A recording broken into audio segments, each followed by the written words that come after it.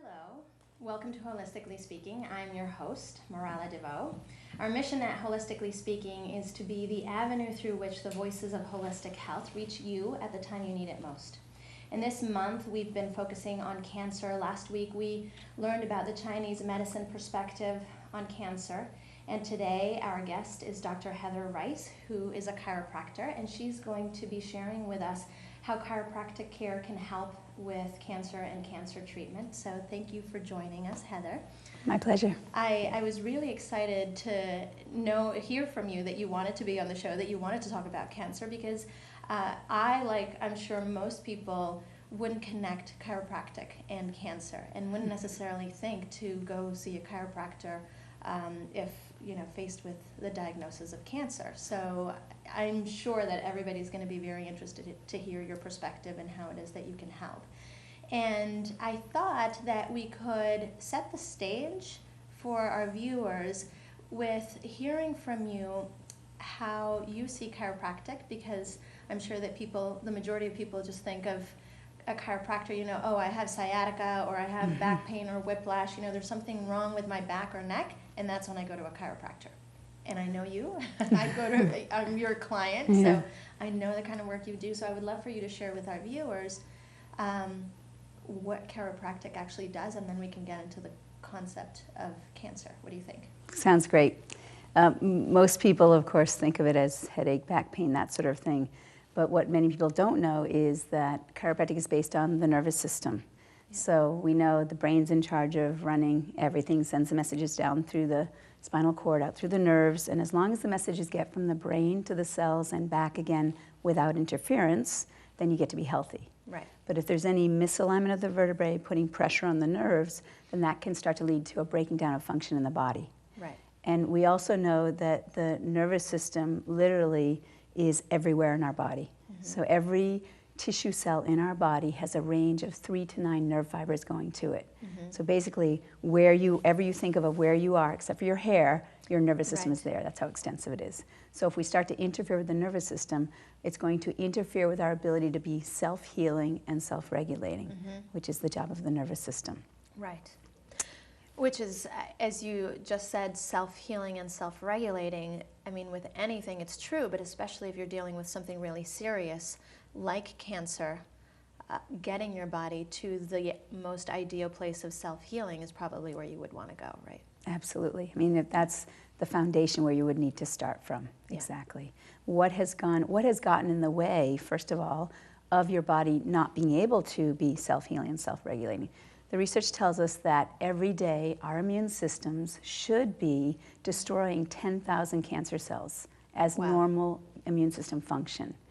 But one of the things that gets in the way of that is when we're under stress. Right. And so if we think about the idea of nerve interference, the thing that causes nerve interference is any stress your body's not adapting to. Right. Whether it's physical stresses, mental, emotional stresses, or chemical stresses. Right. And so once that interference occurs, that's what then causes dysfunction. Right. And obviously then chiropractic, what you're helping is to eliminate some of that nerve interference so that there can be perfect or the best nervous system communication possible so that all of the body is getting the attention it needs, right? Exactly, and when the nervous system is functioning at its optimum, our ability to adapt to our environment also goes at its optimum. And that means the stresses that we're exposed to, we have a better ability to adapt to them. Whether it's being exposed to carcinogens or being exposed to emotional stress or the whole range, everything in between, then we get to adapt more effectively. Right. Great. So I'm sure we'll get more into the specifics and nitty-gritty of it in a little bit.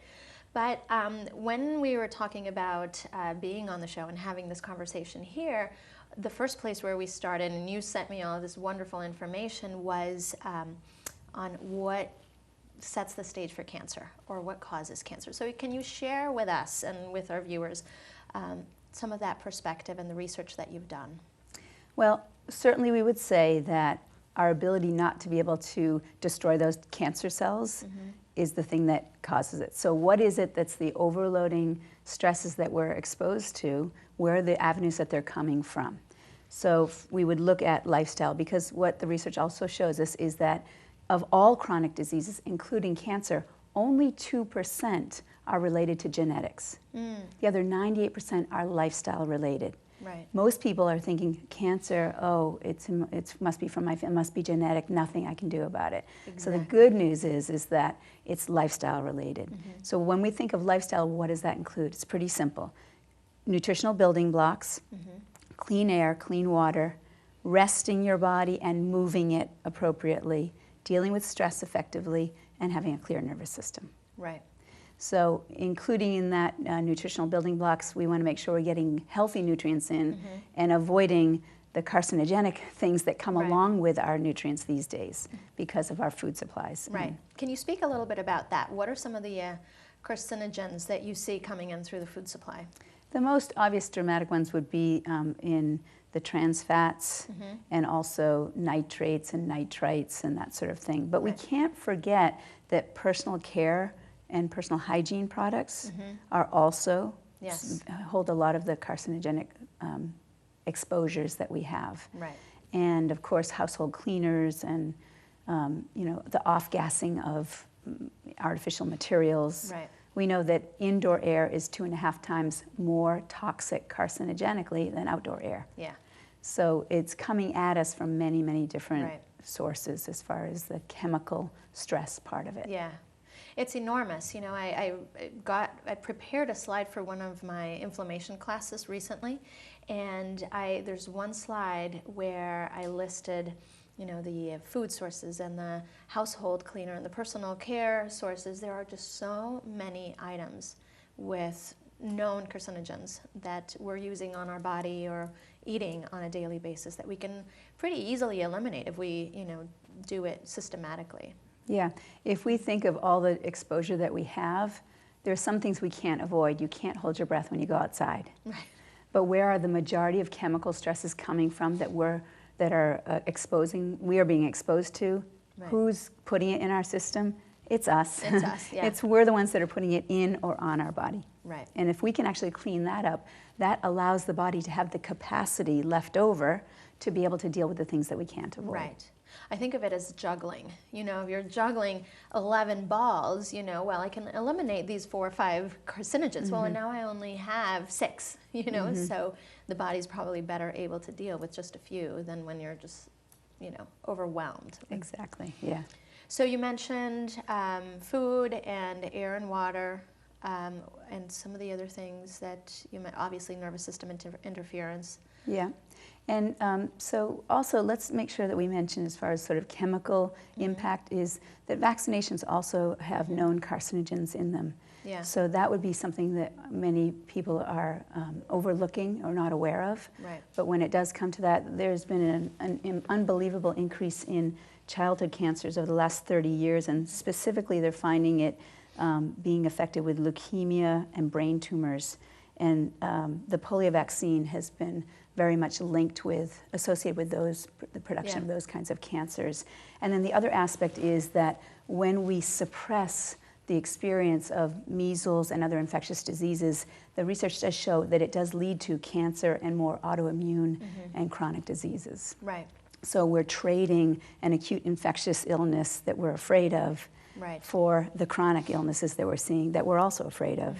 So many parents, when they come to their own decisions, they're finding that they would rather put their trust in Mother Nature and the power of a healthy immune system and lifestyle choices that boost up the immune system and the nervous system so their child can deal effectively with moving through the infectious diseases successfully, having the lifetime immunity, and avoiding the chronic illness exposures that may come with it. Exactly. I like to think of these infectious diseases that, like the MMR vaccine, that's mumps, measles, and rubella. And well, I got rubella. I remember as a kid getting rubella, and it wasn't a big deal at all. And so I think of some of these infectious diseases that aren't so serious as somewhat of a workout for your immune system. It's like, okay, let's think of it as a workout. Your immune system has to work through this disease, and it gets stronger as a result. So then you have a much more adaptable, more resilient, stronger immune system for later in life to deal with some of these things. So it's interesting that you're making that connection also with vaccines and cancer. Yes, yeah. Right. There was also something that you mentioned that I wanted to be sure to touch on was the idea that, because I think it's a really shared notion that cancer is this thing like, oh, there was nothing I could do about it, I just got cancer, you know? Yeah. That we don't link lifestyle to cancer. It's like we link weight, maybe diabetes, you know, those things, high cholesterol, maybe those are associated with our lifestyle, but surely not cancer, you know? Mm-hmm. And so can you share a little bit with our viewers how lifestyle choices make a difference? I think what you've said is important on our emotions around a diagnosis of cancer. Mm-hmm. Many people would be so afraid of that, and their experience, their emotional response would be one as though something evil was in them that they either needed to cut out or poison or destroy, no matter how severe it was, and hopefully they'd survive the process. Right. So if that's the way you are picturing the presence of cancer in your body, then the traditional allopathic approaches would make sense. Right. But what if you thought of it as, oh, here's a sign that my body's not functioning properly. What's missing that's essential that would then allow my body to do what it needs to do to handle this, just like it also handles the common cold? Right. How does it heal a cut? It knows how to do that. So what's getting in the way of my body just handling this as well? Right. And so I think once you're asking yourself a question differently, what's missing that's essential, it will take you in a different direction of exploring options than if you're only thinking it's just this bad thing in me that just needs to get cut out. Right. So having said that, then what are the things that would be missing that would be essential? It would be those nutritional building blocks. It would be dealing with stress effectively, moving and resting your body, clear nervous system. Yeah. Yeah, dealing with stress effectively was certainly something that came up last week in the Chinese medicine perspective, where Brendan was saying that Chinese medicine describes, or doesn't really treat cancer, they treat heat, which is the underlying cause of cancer, which is essentially inflammation, and saying, you know, we live on such stressful lives that the body's constantly in this, you know, hyper alert state where it can't really heal. And, you know, we have and obviously in that, making that connection, then chiropractic, I can see making an enormous difference. Right, so in my practice, one of the key focuses is how do we help the body that is stuck in a defensive stress state? How do we help it shift from defense into safety mode? Right. In safety mode, that's where the immune system is strong. That's where it's able to destroy those 10,000 cancer cells every day. Right. But when we're in a stressed state, the immune system tanks. It literally shuts down because it wouldn't be a useful use of energy if the tiger really was chasing you, Right. which is what stress is all about. Exactly. Our digestion tanks, our immune system tanks, the smart part of our brain that makes all the decisions, that also gets shut down because we need to make black or white reptilian level decisions on surviving the next minute. Yeah. So helping just the organism, the body shift from defense into safety means the immune system starts to get stronger. Right. And as it gets stronger, it starts to recognize the things that needs to remove from the body and which things are good to hold on to and build with. Yeah. Yeah. So I guess that's a good segue to look at. So how does chiropractic help, or what has your experience been? Well, however you want to start into that. Well, I can tell you that there have been case studies that show that folks there's one particular fellow I'm thinking of who had liver cancer, and he went through the whole chemotherapy route, and he was under chiropractic care at the time, and he went into remission. And then a few years later, it came back again. And this time he decided he didn't want to go with chemotherapy, and he stayed just with the chiropractic care, and he went into remission again. And since that time, he's retired, he's had a life completely free of cancer. So that would be an example of when you get the nervous system really clear, it allows all the functions in the body to also get healthier and do the things that it needs to do. So I can tell you that there are case studies that show that. My viewpoint is that everybody needs to choose what's right for them. So they may include chiropractic care as a way to boost their immune system and do other protocols with nutrition and supplements and that sort of thing. If they choose to undergo chemotherapy, that's another option. And it turns out that chiropractic also is useful for allowing people to have a more easeful experience with chemotherapy. And there's one actual center, it's the Center for, let me get the name right, Cancer Treatment Centers of America. Yeah. And they literally were developed from a guy who saw his mother go through cancer and was horrified at how she was treated. Right. And so he made a commitment that if your mother had cancer, how would you want her to be treated? That's his motto. Yeah. And so he includes chiropractors as part of the protocols for Right. helping people through cancer. And I've also helped people that have moved through it. And what they over and over say is their pain levels go down. Sometimes there's pain created from the disease. Sometimes there's pain from the treatment. And they find that their pain levels go down. They also find that they go from that stress state into ease. They go more into relaxation. Right. And their function improves faster. And so they overcome the how detrimental the chemotherapy process can be on our Right. quality of life. They overcome that faster. So then the effects of the chemo aren't as harsh on their body as they would be otherwise. That's what I've seen. Yeah. Yeah. And there was something that you were saying, oh my gosh, it's escaping me. Oh. I was like, oh, that's so interesting. Oh, I know. When you were talking about people making their own choices and you know, getting your nervous system into that place of relaxation, it made me think that for some people, making the chemotherapy decision or the radiation decision is the path that gives them the most trust and the most sense of safety, and this is the thing that works for me. And I think that that's perfectly, you know, acceptable. If that's what's going to get you into a place of really believing that this is going to work, then that's probably the best choice for you to do, for you to go to. Yes. And then, you know, work with someone like you to get, you know, additional support. Yeah, everybody needs to be, you know, do their research for themselves. Right. Don't just take my opinion, don't just take your medical doctor's opinion, do the research for yourself. There are some amazing avenues out there that you can look at if you're looking for a more natural approach. Right. So for people that want to just start doing some reading for themselves, Bill Henderson's book is excellent. It's called Cancer Free. We'll have that in the credits after, right? Yeah. And one of the things he talked about was he's not a practitioner. He's just a guy whose wife went through cancer. And so he went and started doing his own research. And one of the protocols he came up with or discovered was having cottage cheese and flax oil every single day. Right. The people actually that were already in advanced cancer were going into remission from adding that as a protocol for themselves. Yeah. So his book is really, it's the gentle way of approaching cancer, and I highly recommend that. Yeah. Also, there are some very advanced clinics that you can work with. The Brzezinski Clinic, which had a lot of challenge politically, and it was actually tried to be shut down by the government because they were doing experimental approaches with cancer. They weren't following the chemotherapy approaches. Right. And but they've had some tremendous successes with folks. So that would be another resource that people could look into. Yeah, really fantastic. And so when you're using chiropractic to work with someone who is going through cancer, what's your approach, or what is it that you're working towards? It's the same thing with everybody. People show up and I see what's happening in their nervous system, what in this moment is getting in the way of them being in a place of ease.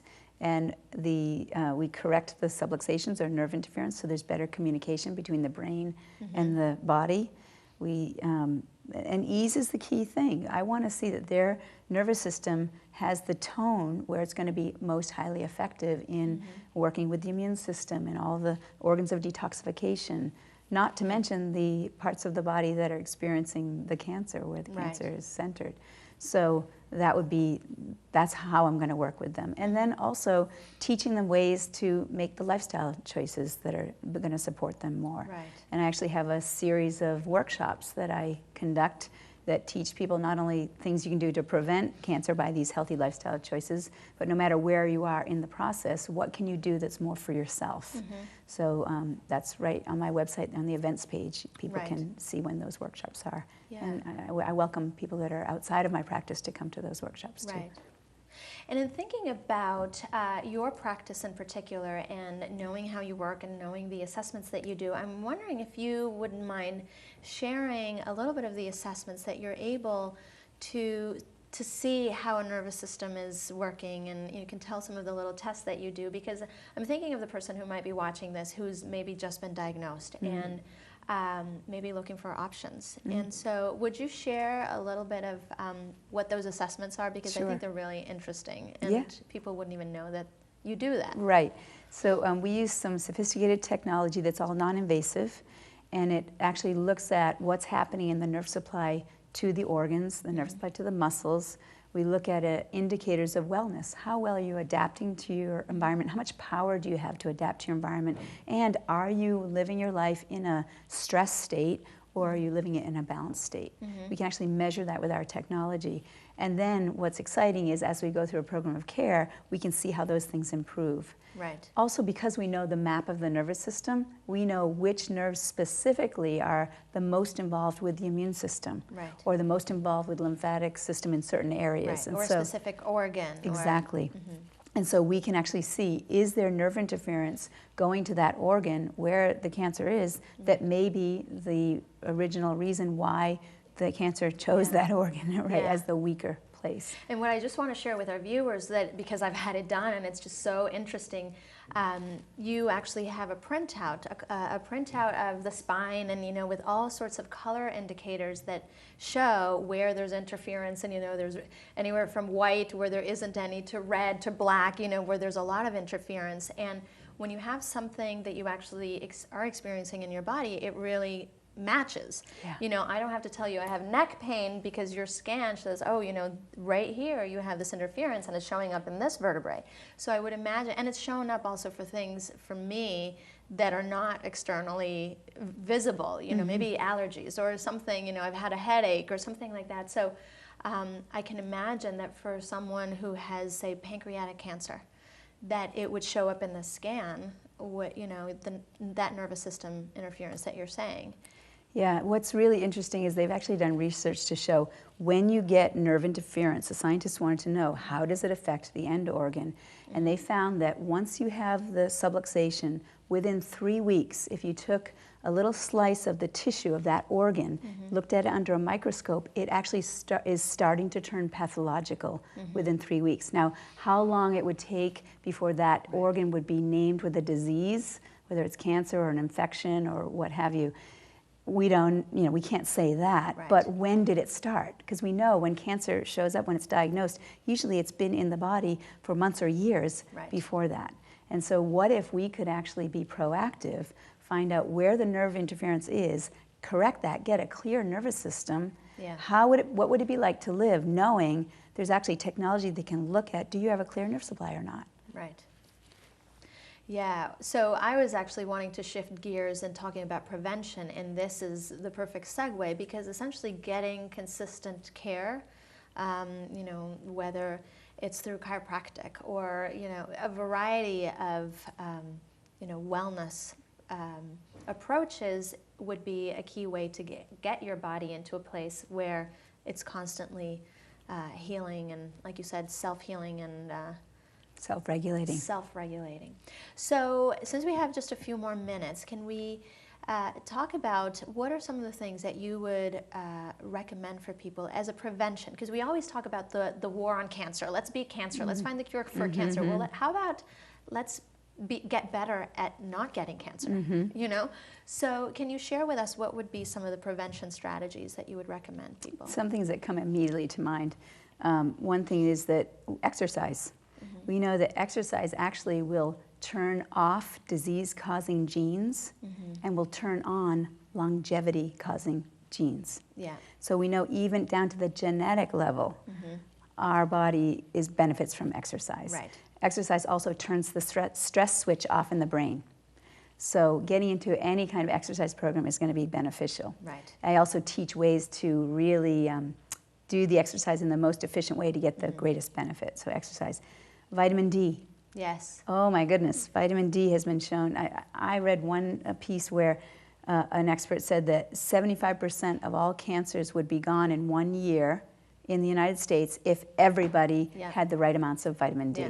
I even heard one researcher say it should be medical negligence for doctors not to get a vitamin D test for their cancer patients. Yeah, yeah. That it should be. Yeah. Sorry. So Right, so vitamin D and, our bodies out in the middle of the day on a hot summer day, we make 20,000 international units of vitamin D in 20 minutes. Yeah. So if that's the natural state we're supposed to be in, what happens when the sun goes below the horizon and latitude-wise where we are here, right? What happens when we're not getting vitamin D from the sun anymore? So we need to look at supplementation for that. Yeah. So that's definitely key.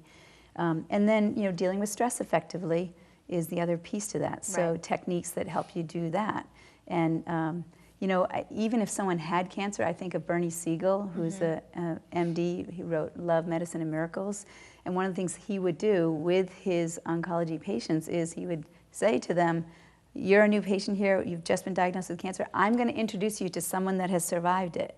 Oh, that's wonderful. And so that that takes the stress away. Yeah. And so anything that can take stress away, no matter where you are, whether you've got a diagnosis of cancer or not, anything you're doing in your life to take stress away is key. Yeah, and what's paradoxical is that the diagnosis has become such a scary thing. Yes. That their nervous system isn't working well, their immune system isn't working well, and now they're even under more stress because now they have this label. Yeah. So that's a wonderful approach. Yeah. So we have a couple minutes, and we have some resources to share with viewers. So as they come up, can you tell us a little bit about what they are? Sure. So the first one is my website, and it's loaded with information. I also will be creating a specific handout that goes through some of the notes from the speaker, show, the show. From the show. I wanted to say workshop, but it's the show, yeah. So from the show today, I'll have the things that we talked about, some of the resources and links so people can know more about that. And then, of course, for the other resources, if people are interested in learning more about the Brzezinski Clinic, we've included that link. Bill Henderson's book, Cancer Free, and then also Bernie Siegel's website, and just to have a different perspective and give people some hope of what they can do for themselves. Those are some great resources. Thank you for sharing them. Any last thoughts as to anything that you thought, oh my gosh, I haven't mentioned that? I guess I just feel like, we think about cancer as a terrible thing, but the more and more we live our lives in healthier and healthier ways, then we can really change that. We can change the direction that our community is going. Right. And so I would encourage everybody that is listening to this show to share the information with other people. Because think of the people that don't have this information, and they're just going by the conventional protocols, and what's going to happen? They're going to become a statistic like what we're seeing in our country. So sharing this with other people is the point I'd like to make. Yeah, and this is why we're doing this show, is to increase people's awareness that there are a lot of things that they can do. And I think the conclusion that I'm taking away from speaking with you is really stress management and getting your nervous system working right. So chiropractic is definitely something that people should consider even as a complementary approach to their situation, whatever that is. So thank you so much for joining us. Join us next week, because we will continue with the topic of cancer, and our guest will be Dr. Bill Warnock, who is a naturopath, and he'll have a different perspective and something else to share. So I hope you'll join us next time. Thank you.